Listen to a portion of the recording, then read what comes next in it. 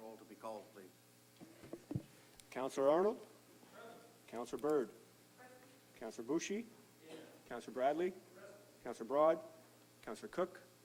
Councillor Ferguson? Councillor Hand? Councillor Loosely? Councillor Marriott? Councillor Miller? Councillor Napper? Councillor Rombout? Councillor Stark? Councillor Veen? Councillor White? And Warden Weber. Present. We have a quorum. Thank you. I would ask that we stand for a moment of silent reflection.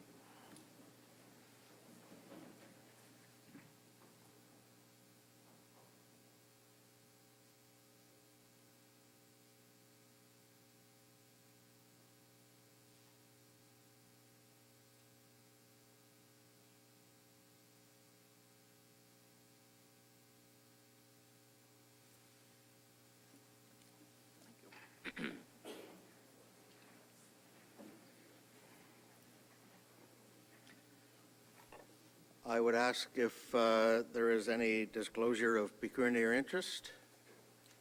Any members to declare it now, or I guess at the time? Seeing none, we have one piece of correspondence and a resolution required. Item 5A. Councillor Rombout. Second by Councillor Napper. Any questions regarding that? Seeing none, all in favor? That is carried. Thank you. And item 6 is our budget deliberations. I would ask Mr. Innes to introduce and review today's process. Thank you, Mr. Warden. I will draw everybody's attention to the memo that was included with the agenda, just to go through that briefly with you. We do have a bylaw available for you today that if you do reach the point where you believe you're in a position to make a decision on the binder, or on the budget, I should say, that you will be able to approve that bylaw, and the budget will be set for 2019. There are two items that are on the agenda for discussion today that are not included in the expenditures that are included in the budget.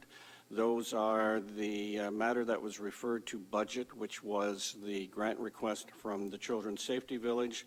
And the second one is actually in the grants portion, and that was the request from Tourism Sarnia Lambton that the $35,000 in one-time funding that was granted to them last year be extended again to this year. Beyond that, we will be showing on the screens at the front and the back what we refer to as the budget program. What this does is it shows you the expenditures that are involved in operating non-tangible and tangible capital assets portions of the budget. It shows you the taxes that are associated with that. And when you get into the deliberations, we have a screen that will show you, not that one, the other one back for the actual motion screen, if you could. We have a screen here where we will show the actual details of the voting on the motion. So we'll show the mover, the seconder. If it is to be a recorded vote, we will show the requester for that. Then for a recorded vote, we will move into the screen that you see in your regular council meetings to determine who leads the recorded voting. And what this system does is two things. One, for the recorded votes, it allows us to immediately tally whether it is approved or lost. And then when we make a change to the budget, this will automatically show us the amount of the impact on the budget that the requested change has made. On this screen here, we will show this to you from time to time. If you're looking at the actual budget screen that we had previously, you're going to see a figure of 2.59%. Showing as the increase in taxation. That's because that screen does not show the real growth. We indicated previously that the real growth was 0.84%, which translates to $628,000 and some odd dollars. And when you deduct that real growth from the increase that's in the base budget, the net impact on taxation is the 1.75. So we will flip between these two screens as your deliberations go forward to make sure that you are always aware of what the final impact of your discussions are going to be. Other than that, the key here is for the two votes, or pardon me, the two matters that are not included in the budget. We will be seeking your specific direction on that. So if you want to include something in the budget, we would ask that you present us with a motion to that effect.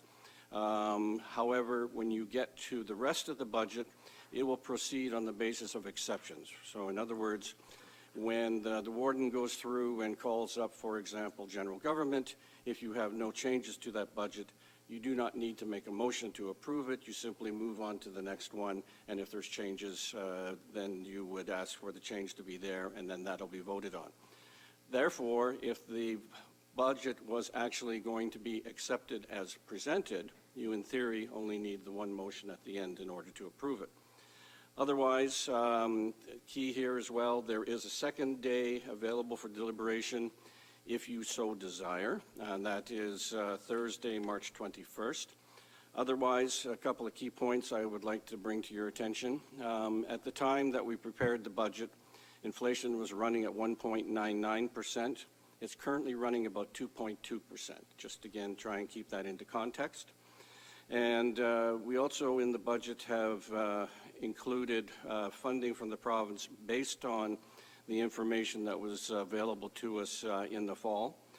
Since that point, we have been able to receive informal confirmation that OSIF funding appears to be fixed and confirmed for 2019. That's good news because that's significant funding towards our project budget. For a lot of the other programs that are funded by the province, we're still waiting for confirmation and approval of the annual contracts that we have to sign with the province. Therefore, we're still basically going forward on the figures that are in the budget, which are based on our best estimate of what we expect we will receive. OMPF doesn't have a lot of impact at the county here, but again, for your own municipalities, we expect to hear sometime towards the end of this month what is happening with that.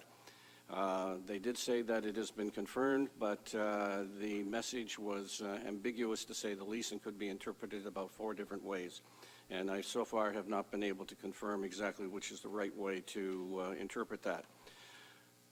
Final note is that a 1% increase in the budget is $748,000 in round numbers. So again, those are just some of my opening remarks, Mr. Warden.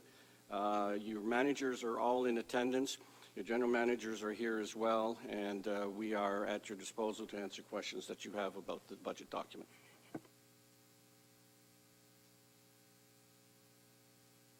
Yeah, to Mr. Innocent, this is more of probably an editorial question for you to respond to. This is a good budget the way it's presented. The number is low at this point, but this is really the lull before the storm because we don't have the provincial budget and we don't know what we consider are going to be considered serious cuts to many of the programs that come to the county. That appears to be very apparent. So is it fair to ask you that really we should be doing everything we can to keep the budget down this year and position ourselves for the storm that's coming in the next 12 months? When we were preparing the budget, we were extremely aware of the pending storm, as you put it. We have based everything on very conservative projections from what the province is going to give us. Everything that we've seen and read so far suggests that for 2019, the province is going to try and be essentially status quo. The budget will give us a better idea of where we are going, but yes, I expect that there is going to be significant impacts in 20 and beyond. We know that they are looking at health care delivery, still have no idea what the super agency is going to mean for us here in the municipal sector. We know we're not the target, but we think we'll probably end up being collateral damage in that somehow, somewhere along the way. As far as programs like OSIF, OMPF, or even of the social services programs, for example, we know that they're going to try and tinker and they're going to try and minimize the costs that are there. But that'll be something that we can address as we go through the year, and as we get information and we understand what the impact behind the budget is going to be, then we're going to be able to tell you how it's going to impact in 20 and beyond. I don't think that I do not believe that we have put anything into the budget that does not have to be there, and we haven't put anything in the budget that is going to constrain or make it impossible for us to respond to whatever the province has going forward. Again, we've tried to be extremely responsible. We tried to be conservative in the approach. We've tried to make sure that when this government comes forward and makes the inevitable cuts, because you can't eliminate $15 billion worth of deficit without making cuts, that we're in a position to be able to adapt to that and explain to you as councillors what the impacts on program delivery will be. Okay. Any other questions regarding the process before we proceed? Seeing none, we have two of the grant requests. There's items referred to the budget in tab 2 of the binder, and the first one is the Lambton Children's Safety Village. We had the presentation at our last meeting, and we require a motion to support or decline the grant. Councillor Arnold. Thank you, Warden Weber, members of County Council. I would like to make a motion to approve the request from the Lambton Children's Safety Village folks to be a one-time grant paid from the Opportunities and Contingencies Reserve Fund and paid out when the building permit is issued. Is there a seconder for that motion? Councillor Napper? Are you saying the one-time grant of the 250 or the 50 per year, or just do it at 250 all at once when the permits are, okay? Any other, Councillor Bradley? I'd like Mayor Arnold some qualification on this. I really struggle with this because it's been a 20-year project, and it's moved repeatedly, and I have all the respect in the world for the people behind it and the work they've done. But it's been 20 years, and it's probably been 15 different locations. And so I think we should be very cautious how I was prepared to move a motion for a one-time grant of $50,000. However, what does issuing the building permit mean? I'd like to see some sort of, and don't have the total answer on this, I'd like to see some qualification on how much money's been raised before our money starts to match. In other words, if they raise $50,000 a year, then they get $50,000 from the county, if that's the will of County Council. The building permit thing, what does that mean? Does it mean one building goes? I just don't know, Steve, so I'm just trying to qualify that. I'm trying to find a way to do this. I'll let Councillor Arnold respond, and I believe Councillor Stark had a... Thank you, Warden Weaver. To the question that was asked in regards to the building permit, one of the things that's very important is that money does not go out to organizations before the project that they're working on is being done. And as soon as the building permit is issued for that project, that's when our grant would kick in to them. And they have adequate funds to do all their engineering.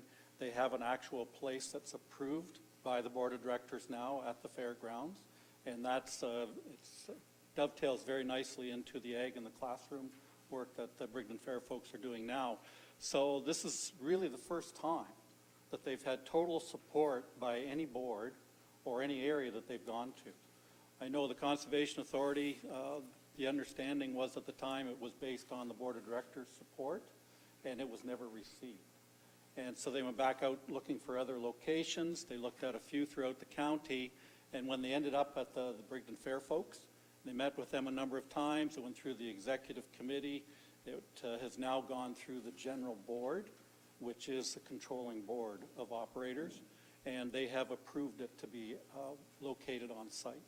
So that eliminates a lot of the cost, because part of the problem that they had was the cost of a site to build on and the cost of servicing the site. The site is already serviced, and the land is there for them at their leisure.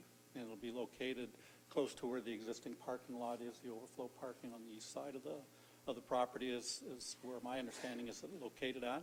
So the whole purpose behind my motion saying that when the building permit is issued, then until that building permit is issued, there's no money changing hands from the county to go to the organization. Building permit for the entire project. Okay, thank you. Okay. Councillor Stark? I'd like to speak against the motion. Several lower-tier municipalities have received requests like this, and in my view, this is a lower-tier municipality responsibility. I do not believe that we should be, while the project has certain merit, there's no question about the merit, and in fact, when I look at the meeting schedule that the individuals have partaken with, dating back to 2016, I noticed that several of the meetings revolved around fundraising. And this clearly, in my view, is a project that should be driven by fundraising. And if it doesn't stand on its own merits in that regard, this is, in my view, a private sector opportunity where private sector individuals and companies can come together and fund a project like this. So if at the lower tier, the Township of St. Clair is interested in funding, I welcome their participation. Okay. Councillor Byrd? Thank you, Warden Webber. First of all, I'd like to say I think obviously safety first is extremely important, and a lot of incredible work has been carried out to date on this, such dedication. So I acknowledge that. My concern is the timing and frequency that this safety village would be used. If they plan for children to go during the day, then there's transportation costs. That's always a very, very heavy commitment, and I haven't heard too much said about that. If they plan it for after school hours, are they expecting parents to take the children there? I mean, there's transportation, there's timing, there's permission slips, there's a lot of administration and extra costs involved, but transportation is a really big one. So I wonder how, even if they have all the money for the building and that's there, how are they then going to proceed to the next step, which is to get everybody there without humongous costs?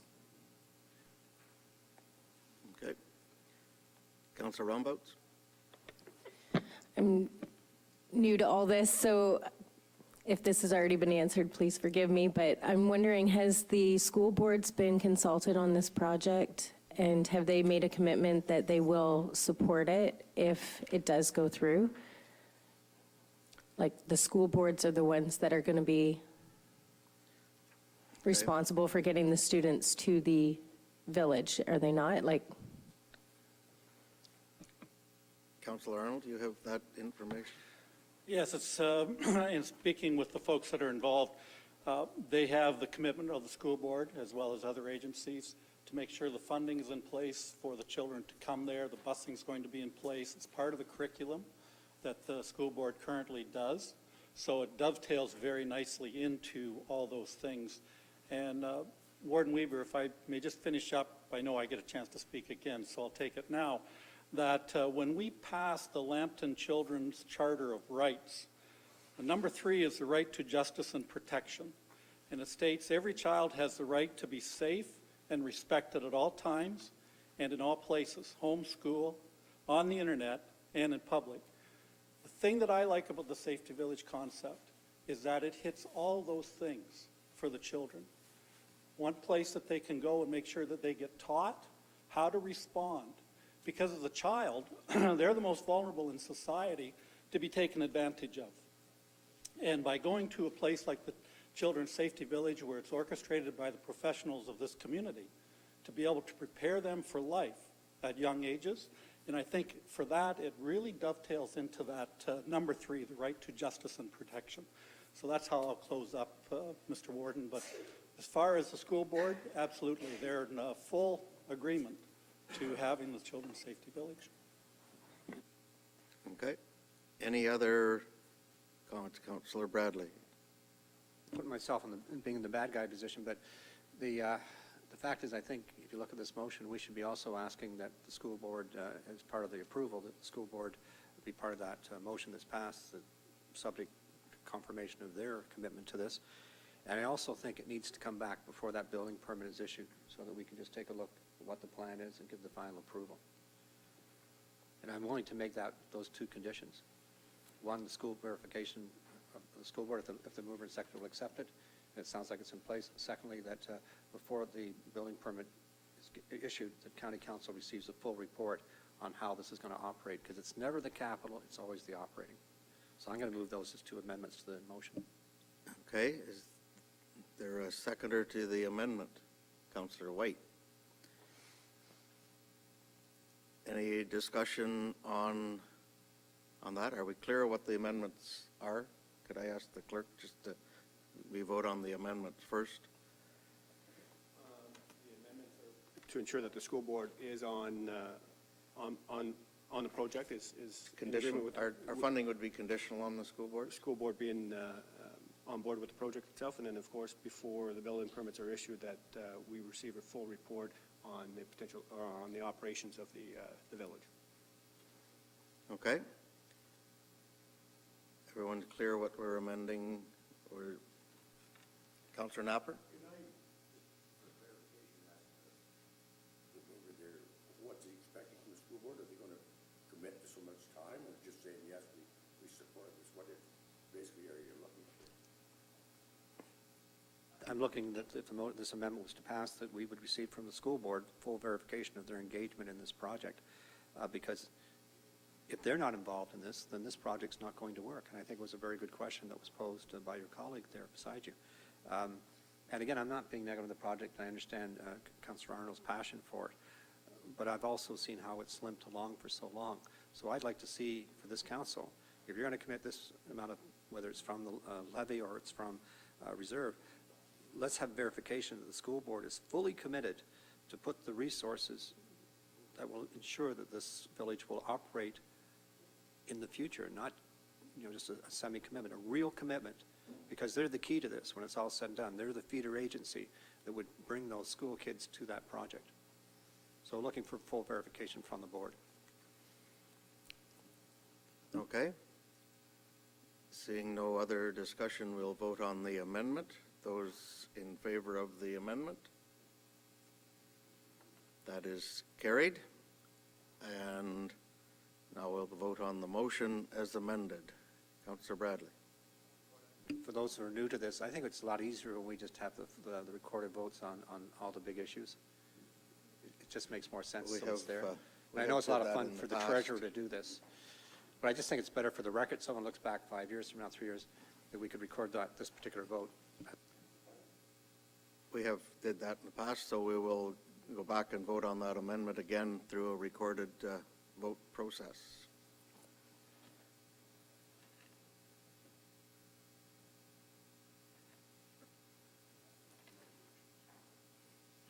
Okay.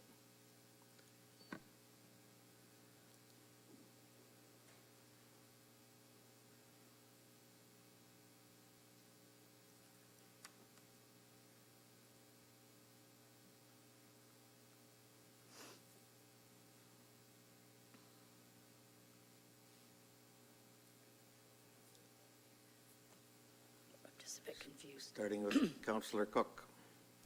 Oh, we have a question prior to Councillor Han.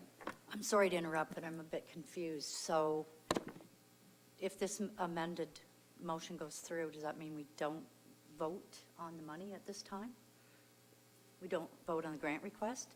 No, we're voting on the amendment through the recorded vote. We're going back to vote on the amendment, and then we'll have through a recorded vote, and then we'll come back and vote on the motion to, the money will be delivered to the Children's Safety Village on the condition that we have approvals from the school board and that when the building permit's issued.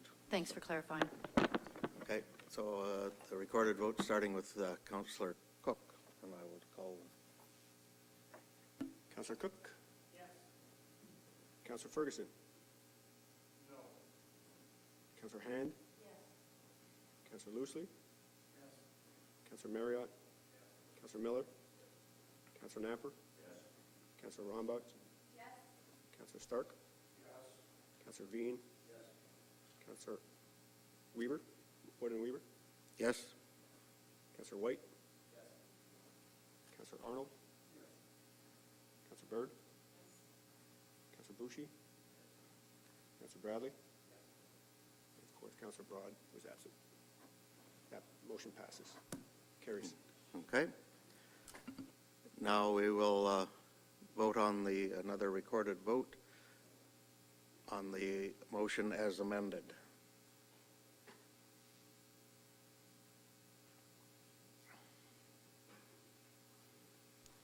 Starting with Councillor Ferguson.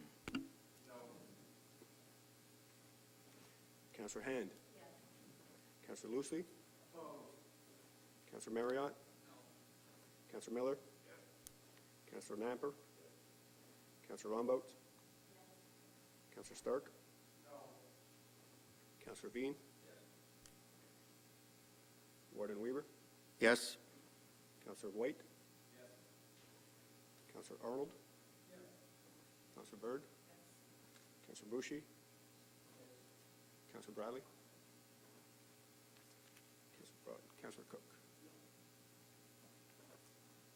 That motion carries. Okay. Thank you.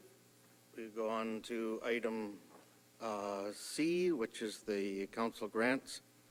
And item A is a Tourism Sarnia Lambton funding request, 35, be approved in 2018 and continued in 2019 and become a permanent part of the base funding. I would either call for a motion of support or decline this grant request. Councillor Hand? Is there a seconder for that motion? Councillor White? Discussion? Councillor Napper? Yeah, can I get a definition of what one-time funding is?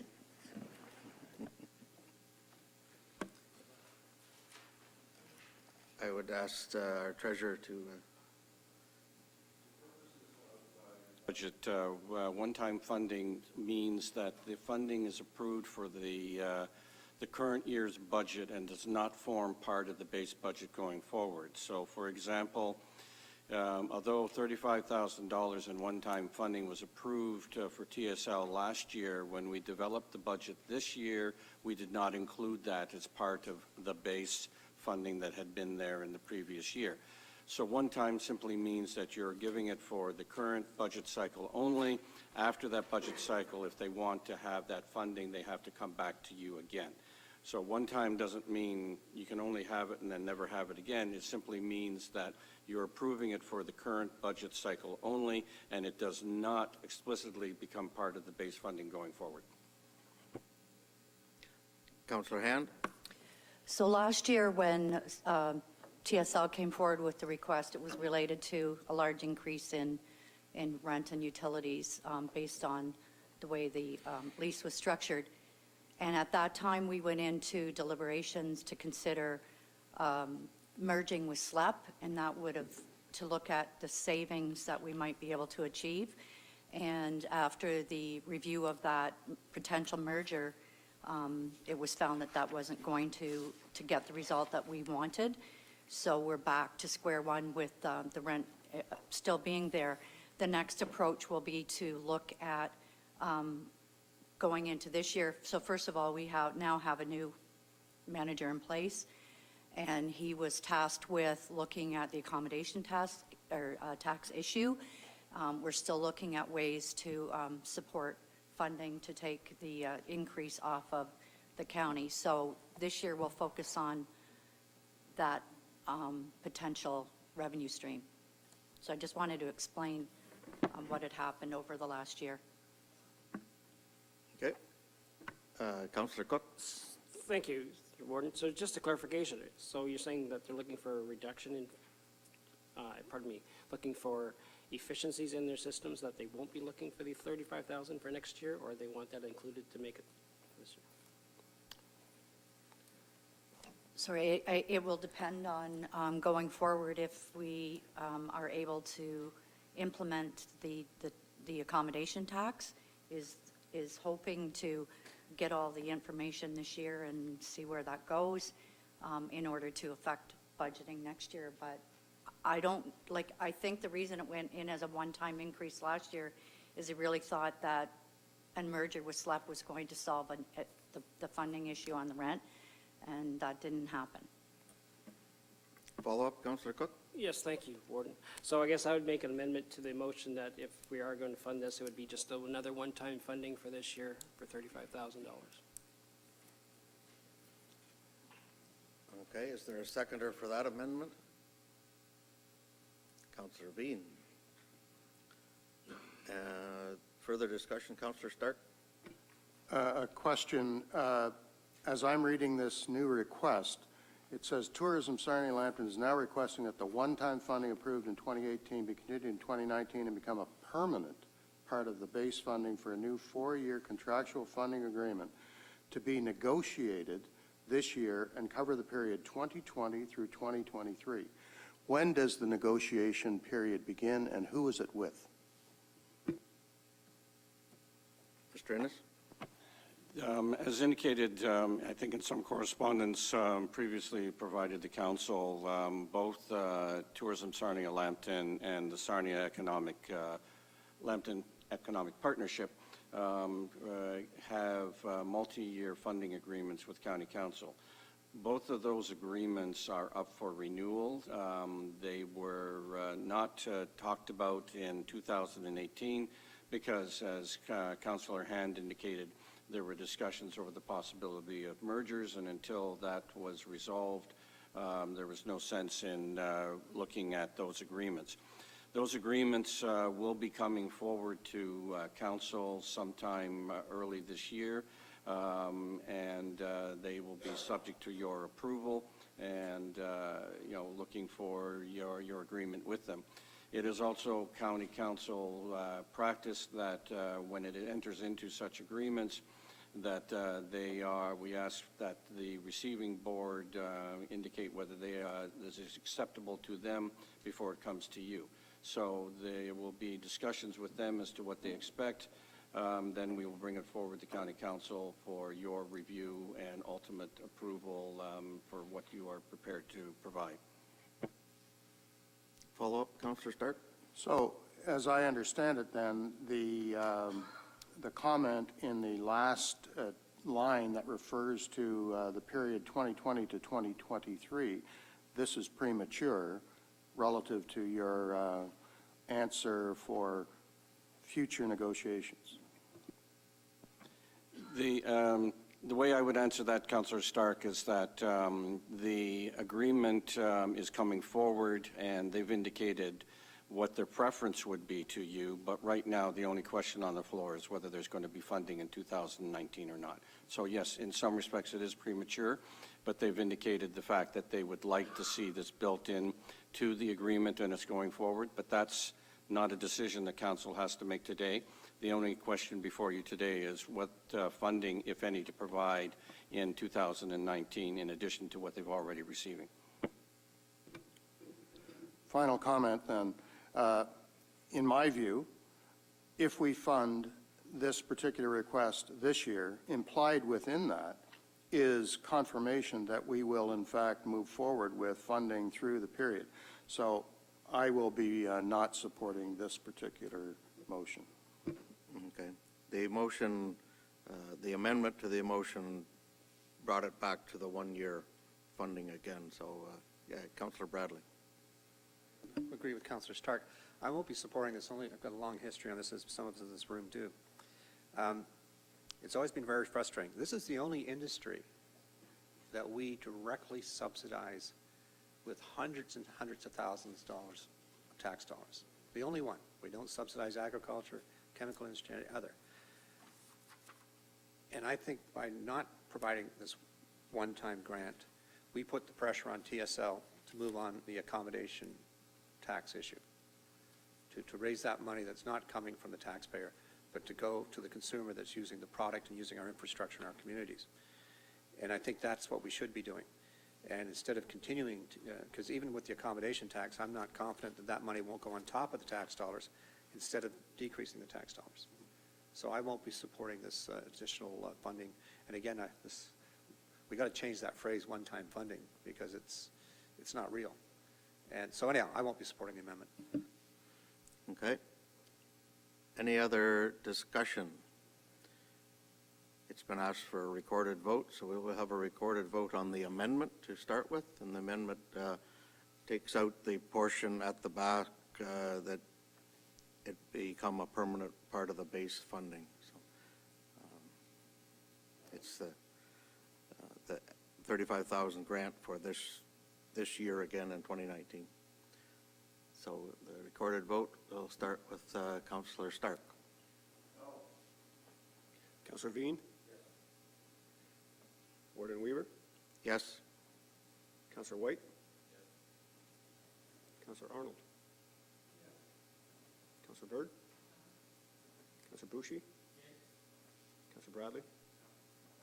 Councillor Broad? Councillor Cook? Councillor Ferguson? Councillor Hand? Councillor Loosely? Councillor Marriott? Councillor Miller? Councillor Napper? Councillor Rombout? Motion's defeated. Okay. So now that was the amendment. The original motion is that we support the motion as is written. So we'll call if there's any other discussion regarding that. We would ask for another recorded vote, and this is starting with Councillor Loosely.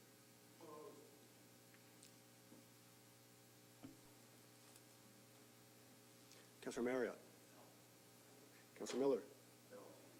Councillor Napper? Councillor Rombout? Councillor Stark? Councillor Veen? Warden Weaver? Yes? Councillor White? Councillor Arnold? Councillor Bird? Councillor Boucher? Councillor Bradley? Councillor Cook? Councillor Ferguson? Councillor Hand? Motion's defeated. Okay. That concludes the grant requests that we've had for our budget this year. Item number D is review of departmental budgets, beginning with the County Council in tab 4 of our budget binder.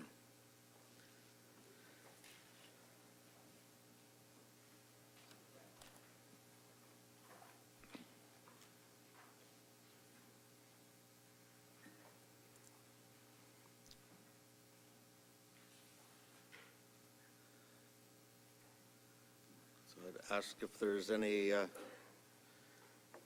go through each of these tabs if council desires.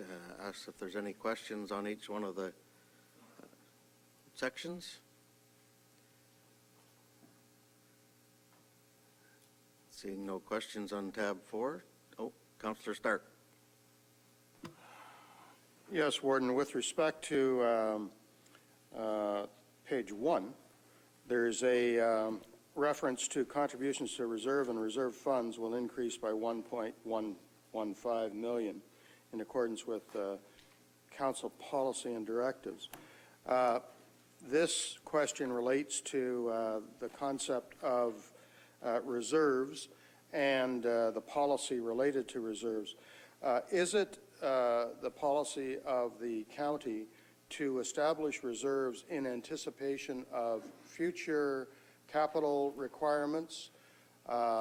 Obviously, operationally, we're talking about those today.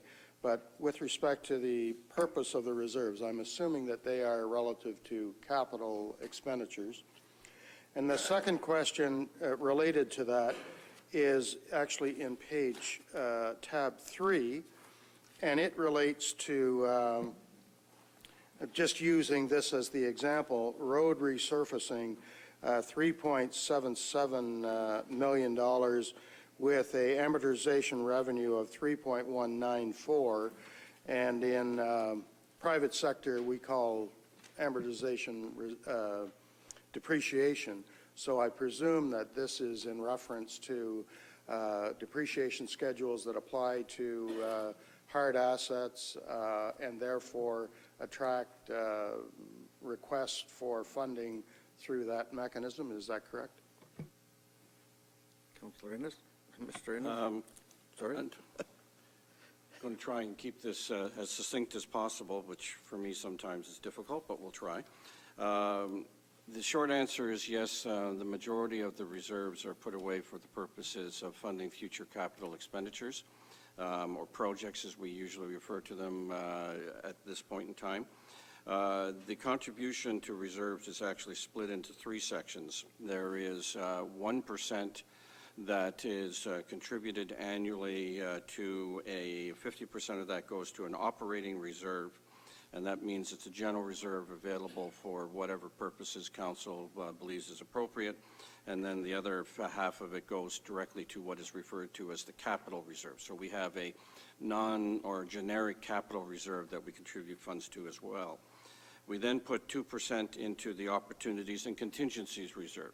That is a reserve that was established for council to be able to respond to unexpected or unanticipated opportunities or issues that came forward.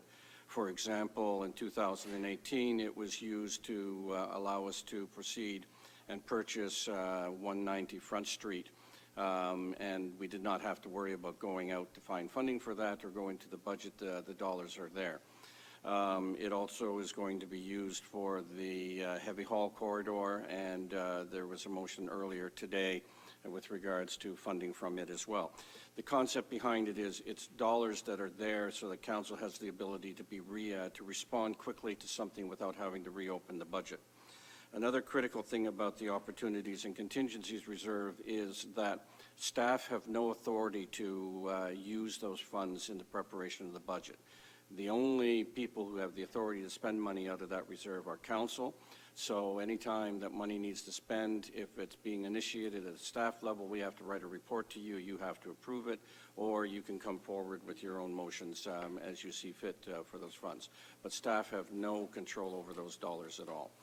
The final part of it is what we refer to as our amortization reserve.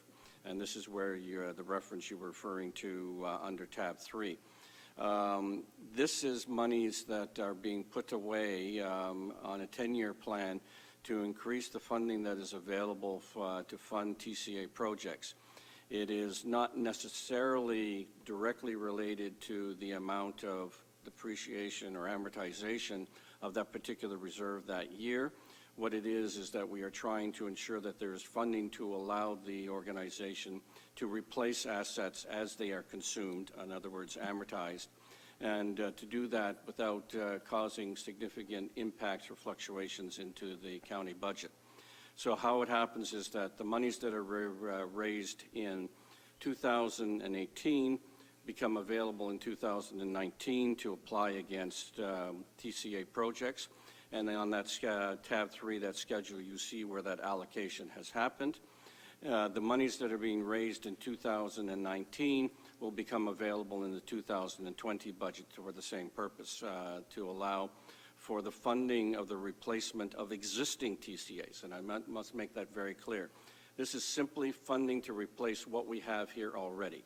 So, for example, if we have to replace or modernize an EMS base, funding can come from that for that purpose. If we need to rejuvenate a road, we're going to use funding from that to offset the funding from other sources.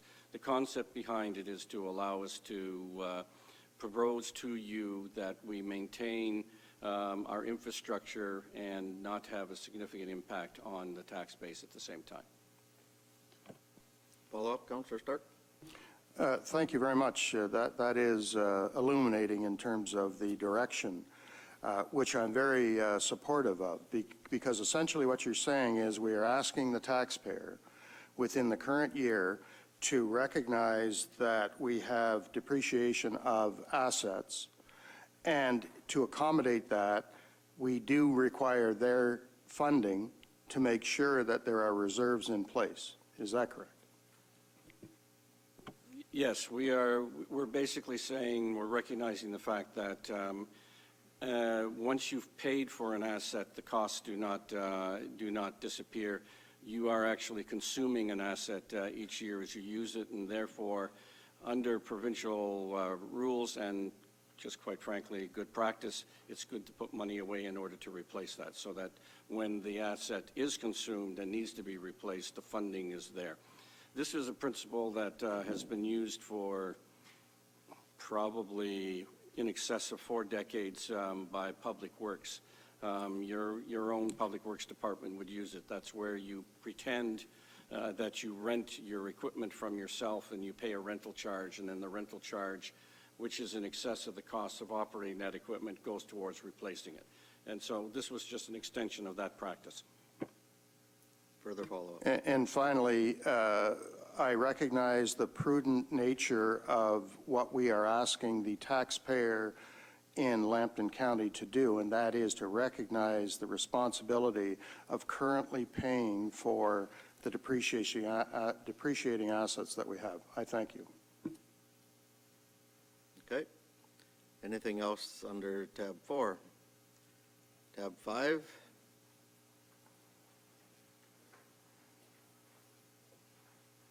Tab 6?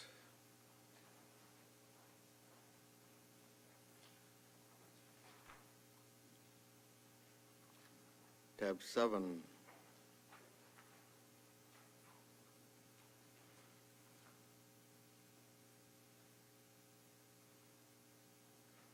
Tab 8, Infrastructure Development Service Division. Oh. Councillor Ferguson? Back to tab 7, the policing grants, they're staying the same, are they? Sorry? Yes, those grants are remaining at the $600,000.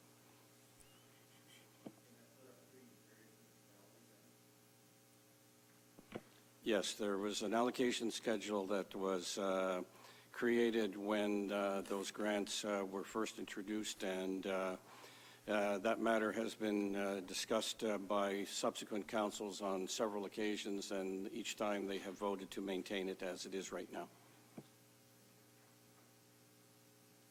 Councillor Stark? This is with respect to tab 8, a question. I'm not sure if it goes to Jason Cole or whether it goes to the treasurer, John Ennis, but my question is, has any outreach occurred with respect to Infrastructure Ontario? Both Councillor White and myself had extensive conversations with members of that organization last week, and there seems to be exciting opportunities with respect to funding options that are presented through Infrastructure Ontario, and I would like to know whether or not outreach on our behalf has been made to Infrastructure Ontario.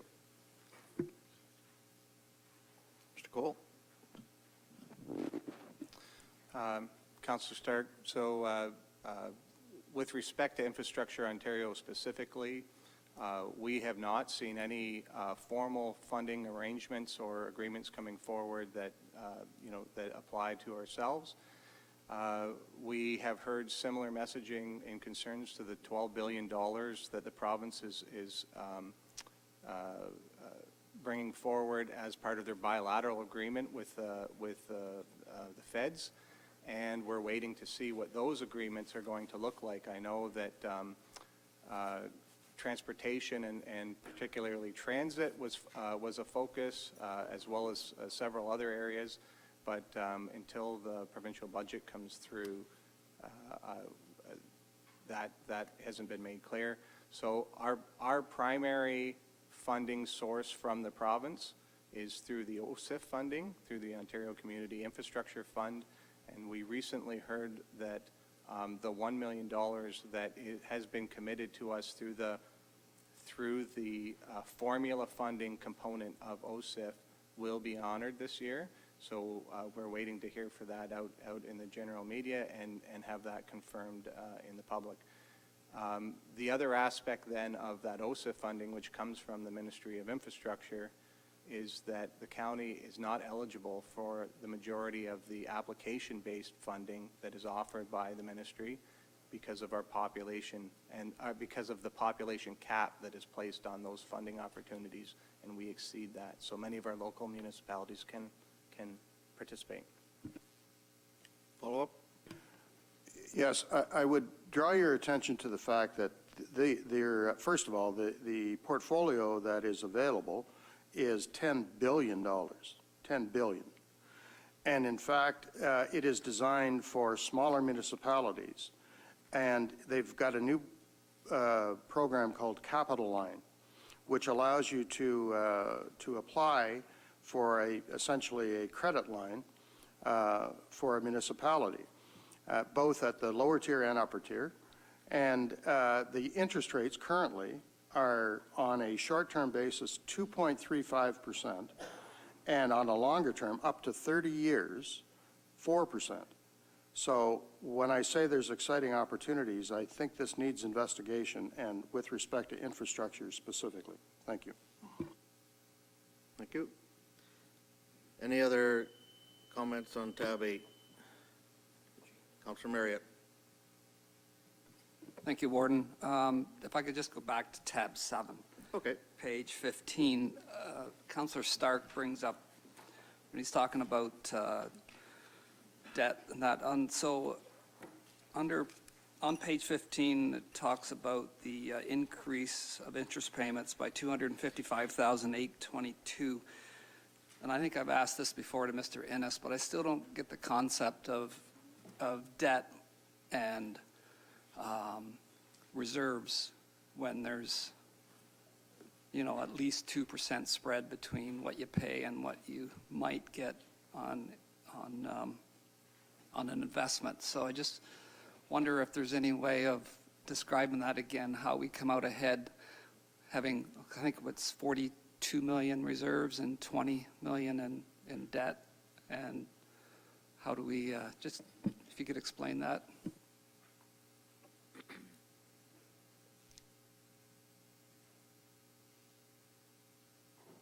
Excuse me, while I just pull some information here. The total of reserves and reserve funds at the end of last year was $40.5 million, and it is currently projected based on the contributions that are in the budget plus planned drawdowns from the reserves that at December 31st next year we will be at approximately $36 million. So we, again, the reserves will fluctuate up and down depending on the ability to complete projects, where we are, and everything else.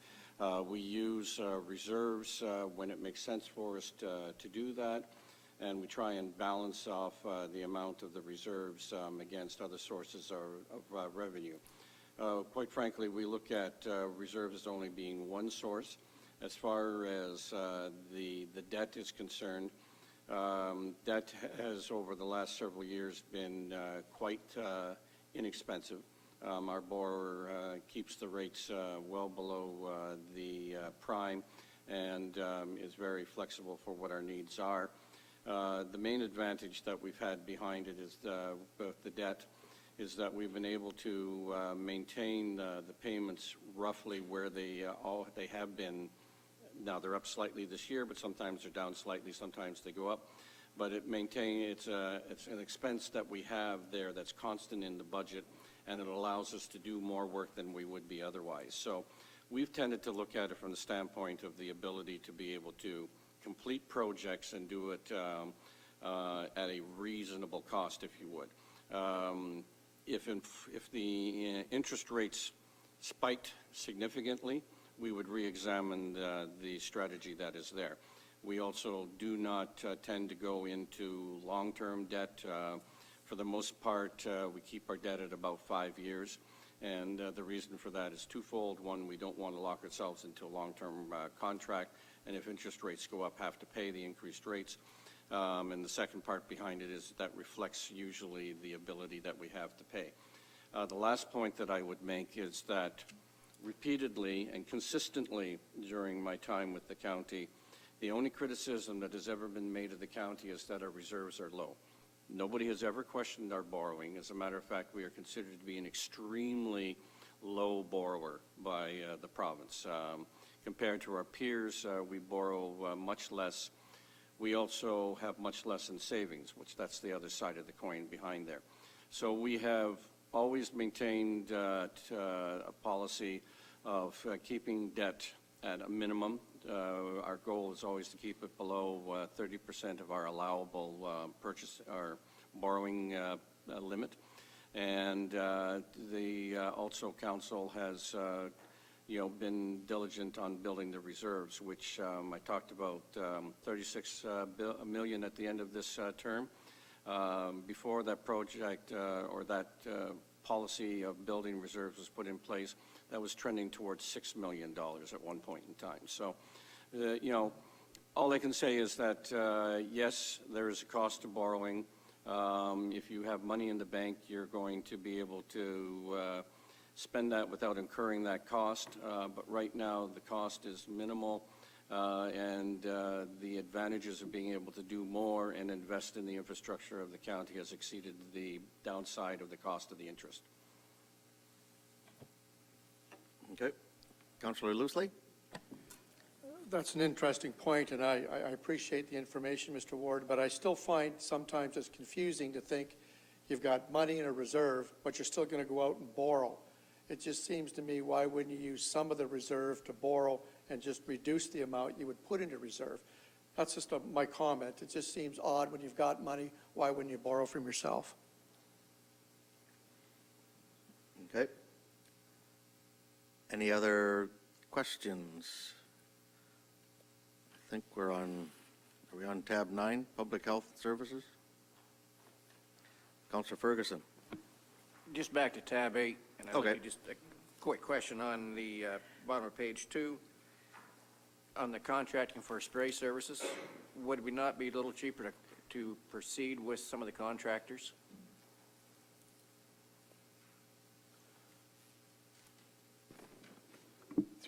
Mr. I'm sorry, Councillor Stark, or Councillor Ferguson, could you just repeat that question, please?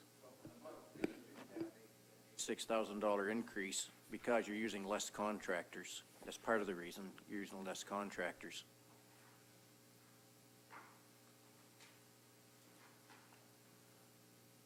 Yeah, so that $86,000 is a decrease to our operating budget, and it is because we have started to facilitate some of that work through our own staff. We have a licensed sprayer on staff to help manage, in particular, our Phragmites spraying program. We have aggressively, since 2013, we've been aggressively tackling Phragmites on our roadside allowances where we are able. And so in a combination between us using our own forces and the progress that we've made, we've been able to reduce that spraying program in that area. And then just as well as other program offsets. Any other questions on tab 8? Tab 9, Public Health Services.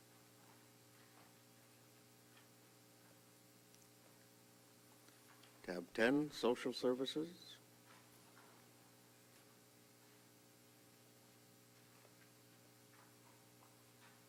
Tab 11, Long-Term Care Division. Councillor Bradley. I know we've had discussion on this before, but the province cut the $3 million to upgrade social housing. And I originally wasn't sure where we're going to end up on, if we were going to try to fill that gap or half that gap or a quarter of that gap, because the stock needs to be upgraded no matter what. So could we get an update on what, I guess, the plan is to deal with that cut?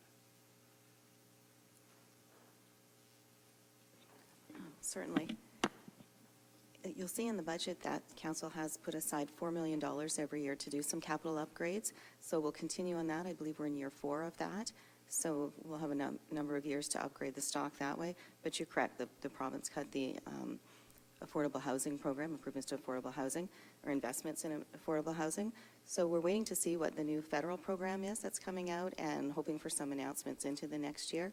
But we're going to have to certainly consider building new stock at some point. Okay. Tab 11, long-term care.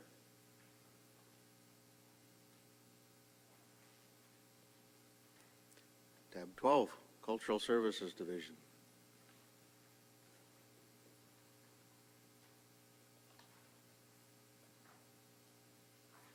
Tab 13, Non-Tangible Capital Assets.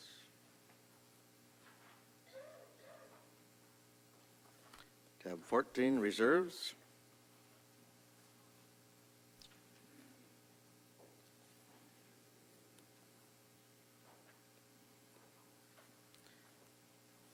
And tab 15, PSAB.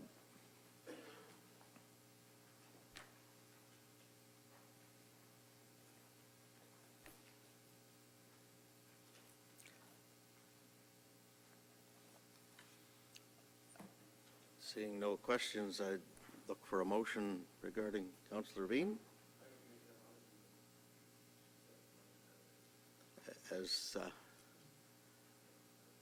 As amended with the second by Councillor Cook, with the with the one grant request being their subject or conditional.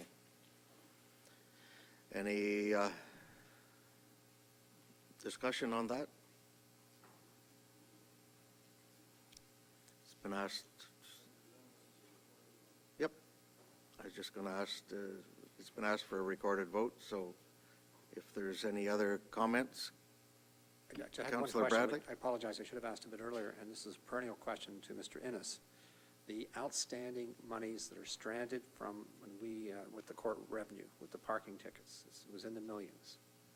And we were supposed to get the ability to collect that money. It has come up every year. That money that when they transferred that responsibility to us, I think it was $3 or $4 million. And I know there was efforts and legislation supposedly coming. Have we ever received permission to collect that money that's owed to the taxpayers of Lambton County? Short answer is that the authorities and powers that the province has given us thus far have not allowed us to do much more than scratch the surface of those outstanding amounts that were available. The ability to tax roll, the ability to retain collection agencies, the ability to do more civil enforcement and require various repayment plans is making a difference. But there's the other thing that was beneficial was the fact that there was no, or that the limitation on the ability to go back and claim or make a collection on an outstanding amount was made consistent with other provincial legislation as well. We have authorities that are allowing us to address the current defaulted and unpaid fines and collect those on a reasonable basis. The old ones, we still have issues with trying to get data. You know, you would think that we should be able to pull the information and go into a MTO database and get updated information, and we're always told no. It's the wonderful world of privacy legislation that says the address of people in the MTO database was not given to them specifically for the purpose of allowing POA courts to collect the unpaid fines. Therefore, they don't want to share it with us. So we continue to work with that with the province to try and come up with ways to improve the ability to collect. The other thing that happened was approximately 4 years ago now, the province indicated quite quietly that it had changed the status of POA fines. When they were first transferred to us, they were debts to the Crown, and as debts to the Crowns, they were never extinguished. They had to be either repaid or they could be forgiven, but they could not simply be written off. And the province decided that when it waived the requirement for the Attorney General to sign off on collection contracts, that they could do this because debts to the Crown were now municipal revenues and no longer, pardon me, defaulted fines were no longer debts to the Crown, but municipal revenues, and we were free to do with them what we wanted. That has added some complications to it because we were also working on trying to get interception of refunds from the federal government as a means of collecting some of these old amounts as well, which is a long, convoluted story to say we continue to work on it. We still haven't got a perfect solution that is there. We have the records that are there. When we find somebody, we still collect them, and we're making much better progress with the more current fines, but the older fines still are an untapped resource that we still haven't found a way really to get more than just a token amount from. Okay. Thank you. Councillor Stark. A question for Mr. Ennis. During our orientation session that we had for council, particularly the new members of council, I asked a question of you relative to would there be a presentation on, so this is a process question, would there be a presentation of actual expenses to be compared with budget expenses?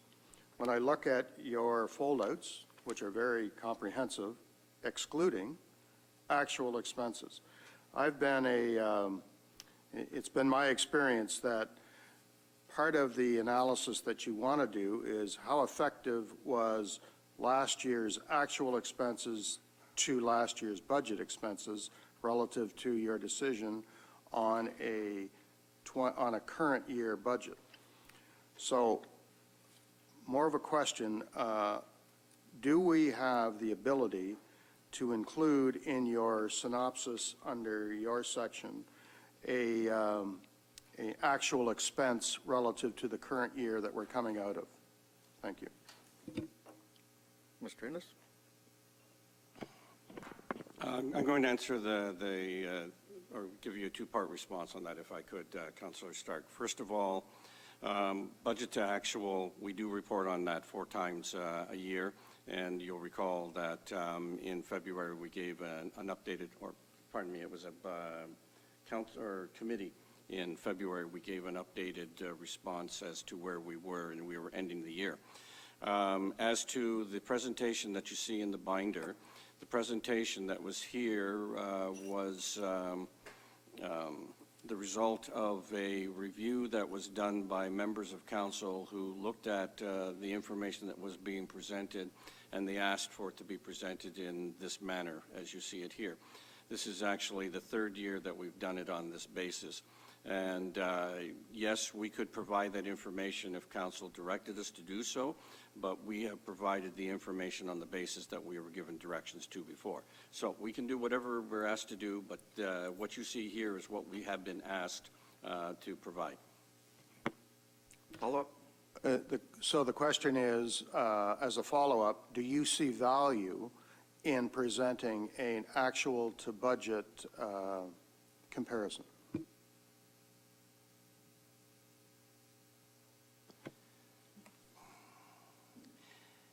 It is always relevant information that is there, and I believe that, again, you know, as a professional accountant who is dealing with the numbers, I'm looking at this from a different perspective, and I'm trying to, if I'm hesitant, because I'm trying to look at it from the standpoint of somebody who is not necessarily a CPA. When we developed the budget, and this goes back to the conversation about one-time budget approvals and the fact that it's there, the budget number that we always start with in a base budget is the budget number that was given last year. So when you read the overviews, we talk in terms of this is what has happened, this is the differences in the budget from last year to this year. So we are providing you with reasons why we want to change the amount of dollars that we're being asked for. We always make sure that before you get to the budget document for its consideration, that you are updated as to how we have ended the year with regards to the previous year's budget. And again, we give you fairly detailed reports that start at the 6 month, the 9 months, and at the end of the year. When there's always a switch from one council to another, some of that information I realize is lost on that one, but we do try and make sure that there is always context so that when you are looking at the document in front of you, that you know the context of what happened in the year before.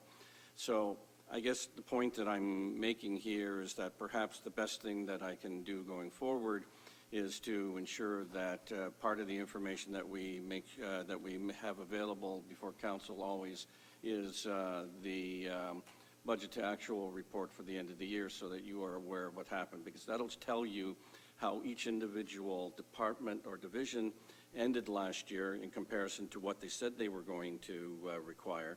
And then you can compare that to what they're asking for in the current year and be able to determine whether or not that makes sense. Thank you very much. I'm always concerned that departments tend to scramble at the end of the year to spend unspent envelopes. That's a comment more than a question. That is a constant, that was the way that things were done 2 decades ago. Yes, everybody always used to say, as long as I come in with what I had last year, I should be fine.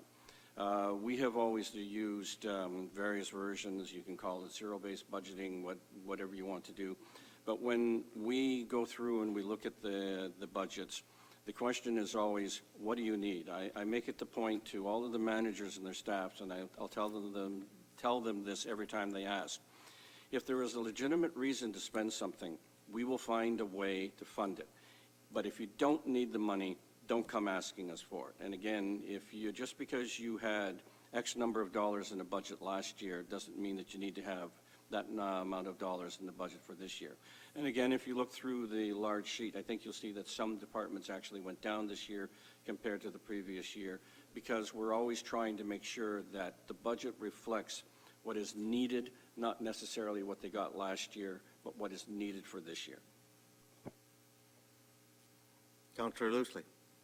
Yeah, Mr. Warren, I just wanted to speak. I think it is very important to have the actual there for us to compare, and I think I'd like to see that. Just another comment was that when someone comes near the end of the year to say we need something, if they really needed it, they should have bought it before. I'll just finish with that. Thank you.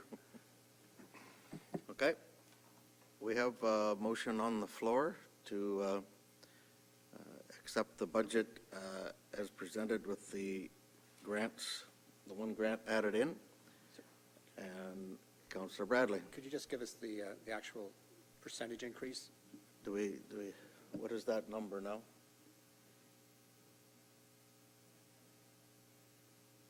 1.75.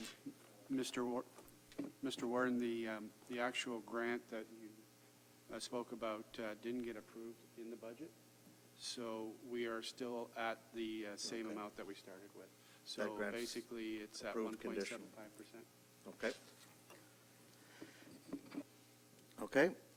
We have asked the recorded vote, and we're starting with Councillor Han. Yes. Councillor Loosley? Yes. Councillor Marriott? Yes. Councillor Miller? Yes. Councillor Napper? Yes. Councillor Rombouts? Yes. Councillor Stark? Yes. Councillor Vein? Yes. Warden Weaver? Yes. Councillor White? Yes. Councillor Arnold? Yes. Councillor Bird? Yes. Councillor Bushy? Yes. Councillor Bradley? We always need one.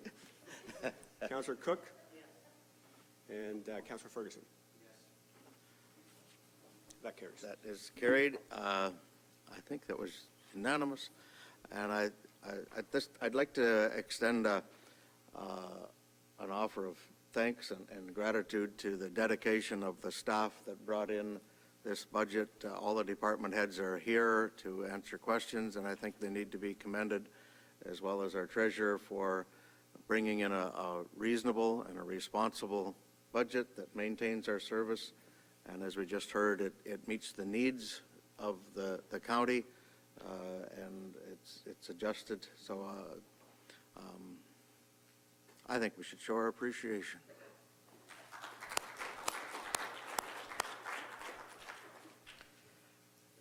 And with that, we've had a request for one item of new business to be brought forward, which is a notice of motion. if council is willing to entertain that new business, I would ask Councillor Byrd to present a notice of motion for becoming at our next meeting. Thank you, Warden Webber. I would like to be able to put a motion and discussion on the floor to do with the Lambton Seniors Association latest happenings. If I can get Okay, a so seconder. that'll be presented at the next, I guess it's a, what do we need to do? It'll be coming forward to the April council meeting. That's right. So am I allowed to give some discussion on this right now? No, Okay. it's just for that there will be a notice of motion coming, and it's dealing with the Lambton seniors for the next meeting. Okay, so I would just like to say then for that motion that the, 1 second. So what I'm asking for, in view of the huge cuts by United Way, I would like to move the following resolution to ask staff for a report to be brought to the April County Council meeting with suggestions on how the Lambton Seniors Association programme can be supported in order to protect those seniors at risk, over 10,000 last year, who use the services, and therefore protecting the taxpayers' money. Okay, so that motion will be on our next agenda. Councillor Bradley? The motion you're asking today is to get the report, though, for the April meeting, because if we don't, we won't discuss it till the April meeting. So I'm just seconding the request for the report to come to the April meeting. Is that understood? Because otherwise, the notice of motion will just be there in April, and we'll have the debate there for the first time. It's just a request for a report. I always like it when I get doing this. It's like Final Jeopardy. Okay. So if we have a mover and a seconder to bring the report back at the next meeting, so Councillor Byrd and Councillor Bradley, this is a report dealing with that, will be at the next meeting. All in favor of that? I don't think we need to record that vote, if that's okay. Notice of bylaws. I'd ask the clerk to read her bylaws. It is moved by Councillor Loosely and seconded by Councillor Marriott that bylaws 10 and 11 of 2011 as circulated be taken as read a first and second time. All in favor? Carried. It is moved by Councillor Marriott and seconded by Councillor Loosely that bylaws 10 and 11 of 2019 as circulated be taken as read a third and final time. All in favor? Opposed? It's carried. And motion to adjourn. Councillor Napper, Councillor Veen, or you have a question? Yeah, I do. Yep. Not a question. Announcement. We're really excited in Wyoming here. As many of you know, we had a fellow that joined the Prince's Auto Contest. He was in the top 3 finishers. The round 3, he finished first. He had to, in the competition. I believe it might be tomorrow night. It's going to be announced. And I kind of think maybe we got a winner here in Wyoming. We got a new rock star in, across Canada, and I just like the county council to pass on their, even for a third place finish is pretty good. So I've been invited to a man cave party tomorrow night, and I don't know. What time does it start? Are we all? No. You're not extending that? But I think that's quite an accomplishment, you know, like Prince's Auto, that's a little book that you city people get. And it's went right across Canada, and to have somebody go in and do something like that there and to make such a great finish, I think it's quite an accomplishment. And it's right here in Wyoming, of all places to have. Thank you. We extend our congratulations and see how it all turns out tomorrow night. You can, it's online, it's streamed, I guess, through Prince's Auto. Okay. Any other announcements before I ask for an adjournment? What's that? Yes. Moved by Councillor Napper, second by Councillor White. I think we had that for the adjournment. So, and there will be lunch. I'm not sure if it's here yet, but if you want to stick around and chat. All in favor of that? That is carried.